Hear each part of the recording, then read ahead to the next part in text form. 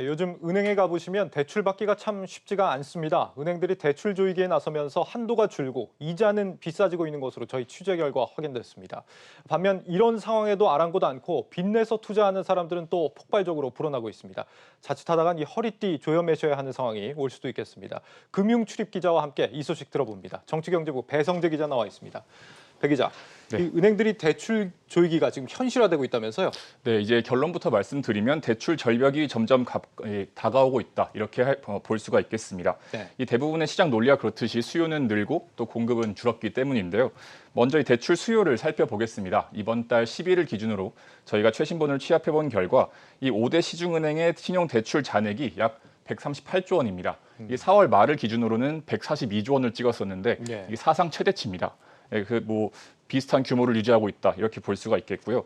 또 증가폭도 엄청났습니다. 오늘 이제 한국은행에서 발표한 4월 은행 가계대출 추이를 보면 예. 4월 한 달간 가계대출이 무려 16조 원이 늘었습니다. 그러니까 지금과 유사한 그 B2 열풍이 일었던 작년 11월에 이 최대치를 한번 갈아치웠었는데 이번에 또다시 이 새로운 기록을 경신을 하는 모습을 보였습니다. 그렇군요. 뭐 지금 비투 열풍이 얼마나 심각한지 알 수 있는 데이터인데 어디에들 그렇게 투자를 하는 겁니까? 부동산은 아닌 것 같고 뭐 주식이나 가상화폐 쪽이겠죠, 아무래도. 그리고 제일 타격이 심했던 건 공모주라고 할 수 있겠습니다. 네. 이 공모주 청약 같은 이런 경우에는 이 공모주 청약으로 이번에 대출금이 대거 흘러 들어갔다 이런 흔적도 남아 있는데요. 예. 가장 화제가 됐던 게 이제 최근에 SKIT 공모주 청약이라고 할 수 있겠습니다. 28일부터 무려 81조 원이 몰렸었죠. 예. 5대 시중은행을 기준으로 27일부터 29일까지를 늘어난 신용 대출 잔액 증가분을 저희가 취합해 보니까 5조 8,479억 원이었습니다. 예. 이 5대 은행하고 이 당국하고 한 달에 이 신용 대출을 이 정도만 늘리자 이렇게 해서 합의를 한 내용이 있는데 그게 월 2조 원입니다. 근데 지금 3일 만에 5조 원, 그게 거의 6조 원에 가깝게 늘었으니까 뭐 얼마 늘었는지 좀 짐작이 가실 것 같습니다. 그렇군요. 네, 그리고 또 이 기간 동안 마이너스 통장 수도 대거 늘어난 점을 확인할 수가 있었습니다. 마이너스 통장을 뚫어가지고 공모주 청약 넣으신 분들 굉장히 많았던 걸로 기억을 하는데 네. 여기에다가 이번에 정부가 또 7월부터 대출 한도를 좀 규제하겠다 이렇게 얘기가 나오면서 앞다퉈서 이렇게 대출을 늘리는 그런 경우도 몰리고 있다라면서요. 네, 이제 지난달 29일이었죠. 금융위원회에서 이른바 그 DSR 규제가 나오면서 네. 대출 자체가 줄어들 수도 있다라는 불안감이 좀 작용을 한 것 같습니다. 저희도 쉽게 이렇게 대출을 당겨서 받으려는 사례들을 찾아볼 수가 있었는데 예. 몇 가지를 직접 가져왔습니다. 여름에 결혼을 앞두고 있는데 지금 7월부터 DSR 규제가 강화된다고 해가지고 물론 지금 당장 뭐 주택 구매에 대해서 잔금이나 중도금이 필요한 그런 상황은 아니지만 마이너스 통장을 미리 좀 뚫어주게 되었습니다. 총 4,800만 원을 뚫었고 이제 대출 금리는 3.28% 정도. 처음에 분양받을 때는 DSR이 없어서 청약을 했는데 갑자기 7월부터 40%인가 적용했다고 하니까 갑자기 당황스럽잖아요. 그래서 어디서 돈을 가져와야 될지 계속 찾아보고 있어요. 네. 뭐 사실 뭐 DSR이 시행되면은 마이너스 통장 받으신 분들은 그만큼 주택담보대출 한도가 줄어드는 거 아닙니까? 불안한 심리 때문에 좀 서둘러 받는 게 아닌가 이런 생각도 들고 네. 또 한편으로는 이제 주식이나 가상화폐 투자를 하려는 목적인 것도 있겠다 싶은 생각이 드는데 네. 그런데 이런 수요가 굉장히 많은 것과는 정반대로 지금 은행들은 대출 조이기에 나서고 있다면서요. 어떤 식으로 지금 나타나고 있는 겁니까? 맞습니다. 앞서 제가 수요하고 공급을 말씀드렸는데 공급이 줄어들고 있다가 바로 이 지점이라고 할 수 있겠습니다. 네. 이 대출이 폭발적으로 늘어나니까 금융 당국도 관리에 나섰고 실제로 이제 시중 은행들도 대출을 조이기에 나선 것으로 저희 취재 결과 확인이 됐습니다. 이 은행권 관계자 멘트 한번 들어보시겠습니다. 예. 정부의 가계대출 관리 강화를 하고 있으니까 거기에 발맞춰서 이제 대출을 줄이는 방향으로 가는 게 맞겠죠. 그러니까 가계대출 증가 속도와 폭을 꾸준하게 모니터링하면서 대응해 나가고자 한다. 네, 또 시중은행의 대출 조이기 사례들도 일부 취합이 됐는데요. 지난 3월부터 이 전세 대출이나 주택담보대출을 할 때 받을 수 있는 혜택을 은행들이 조금씩 줄이고 있습니다.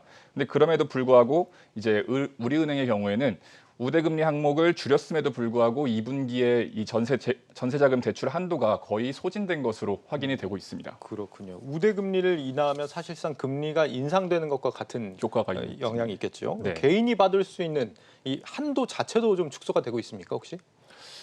그 부분은 제가 취재를 더 한번 해보겠습니다. 예. 계속 얘기하시죠. 네, 이 마이너스 통장 같은 경우에도 이 한도가 줄어들고 있는 점은 마찬가지라고 할 수 네, 있겠습니다. 한도가 줄고 있네요. 네. 네, 그렇네요. 네. 4대 은행에서 이제 일제히 사용하는 마이너스 금리들을 이제 뭐 사용하지 않는 통장에 같은 경우에는 약정 한도를 줄인다거나 또 마찬가지로 가계 대출 관리를 위해서 이러한 강화하는 조치들이 이어지고 있다고 볼 수가 있겠습니다. 그렇군요. 네, 이 외에도 이제 시중은행들의 경우에는 이 가계 대출에 브레이크를 걸어야 하다 보니까 이렇게 대출을 쥐는 것 말고도 이제 금리도 움찔되고 있습니다. 특히 대출 금리가 인상되면서 이제 변동금리 대출이 많은 개인들도 부실이 이 리스크가 좀 고개를 들고 있는데요. 예. 전민정 기자의 리포트로 한번 해당 내용 살펴보시겠습니다. 1%대 신용대출 금리는 이제 옛말이 됐습니다. KB국민, 신한, 하나우리 등 4대 시중은행의 현재 신용대출 금리는 연 2.5에서 3.6% 수준. 1%대였던 지난해 7월 말과 비교해 9개월 새 최저이율이 0.5%포인트 이상 높아진 겁니다. 4대 은행의 코픽스 연동 주택담보대출 변동금리 역시 연 2.5에서 3.9% 정도로 지난해 7월 말보다 0.3%포인트가량 올랐습니다. 이처럼 대출금리가 오른 건 가계대출의 지표인 금융채와 같은 시장금리가 올랐기 때문인데 은행들이 정부의 가계대출 규제에 우대금리를 줄인 영향도 컸습니다. 문제는 앞으로 DSR 규제가 차주별로 확대 적용되는 등 가계대출 규제가 더욱 강화되면 대출금리 상승 속도도 빨라질 수밖에 없다는 겁니다. 올 1분기 대형 금융지주들이 깜짝 실적을 낸 건 높은 대출 성장세에 순이자 마진이 늘어났기 때문인데 가계대출 마케팅이 전반적으로 제한되면 은행들은 수익성을 유지하기 위해 대출금리를 올리는 방법을 택하게 될 것으로 보입니다. 수익성 아니면 사실 볼륨을 커버해야죠. 금리 올리는 걸로 대응을 해야 돼요. 근데 DSR 규제를 회피할 수 있는 상품 만들 수가 없거든요. 건당 대출 금액이 줄어들면은 건당 마진을 올리면 돼요. 한국은행에 따르면 대출금리가 1%포인트만 올라도 가계 전체가 추가로 내야 할 이자는 연간 12조 원에 달합니다. 특히 가계대출자 10명 중 7명이나 변동금리와 연동한 대출을 받은 상황에서 대출금리 인상은 가계의 치명타가 될 수밖에 없습니다. 빚을 내 부동산이나 주식, 코인 투자에 뛰어들었던 이른바 영끌 빚투족. 코로나19로 긴급 대출을 쓴 자영업자들의 경우 이자 부담은 눈덩이처럼 불어나 부실 위험이 발생할 수 있다는 지적입니다. 자산가격 버블이라든지 과잉 유동성 때문에 금리를 높여야 되는 상황이 오게 돼 있기 때문에 금리를 높일 경우엔 가계대출도 부실화될 가능성도 높다. 금융당국의 입장에서는 서민대출의 경우에 이자 부담이 많지 않도록 관리할 필요가 있다. 지난달 가계대출이 역대 최대폭인 16조 원이나 증가한 가운데 대출금리 상승이 우리 경제를 흔드는 뇌관이 될 수 있다는 우려가 커지고 있습니다. 한국경제TV 전민정입니다. 네, 한마디로 지금 뭐 갈수록 대출 못 갚는 사람이 늘어난다 이런 얘기잖아요. 지금 뭐 각국 중앙은행들이 금리 인상을 고민하고 있기 때문에 금리 상승은 앞으로 좀 피할 수 없는 과제인 것 같은데 이렇게 되면 앞으로 어떤 문제들을 좀 고민해야 되는 겁니까? 뭐 당장 원리금 상환에 대한 고민이 늘어날 것 같습니다. 예. 공모주 청약 같은 경우에는 대출을 받은 다음에 투자를 하고 상환을 하는 기간이 굉장히 짧잖아요.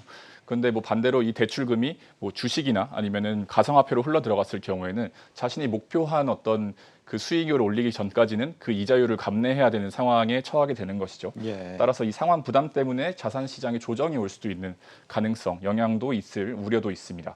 사실 이 진짜 문제는 부동산이라고 할 수가 있는데 예. 방금 그 상환 기간에 대해서 이야기를 했잖아요. 부동산의 경우에는 이 자산의 특성상 한동안 자기가 쥐고 있어야 되는 거 아니겠습니까? 그렇죠. 그렇기- 살아야 되니까. 네, 그 안에서. 그렇기 때문에 이 아까 리포트에서도 보셨지만 이 변동금리나 아니면은 뭐 혼합 상품을 갖고 계신 분들 경우에는 금리 부담이 커지는 이런 부담을 갖게 되기 때문에 이 가계 소비를 위축시키는 요인으로 작용할 수가 있겠습니다. 네, 어떻게 보면 크게 보면 우리 내수 경제에도 좀 악영향을 줄 수 있겠다 이런 생각이 듭니다. 정치경제부 배성재 기자였습니다. 수고했습니다.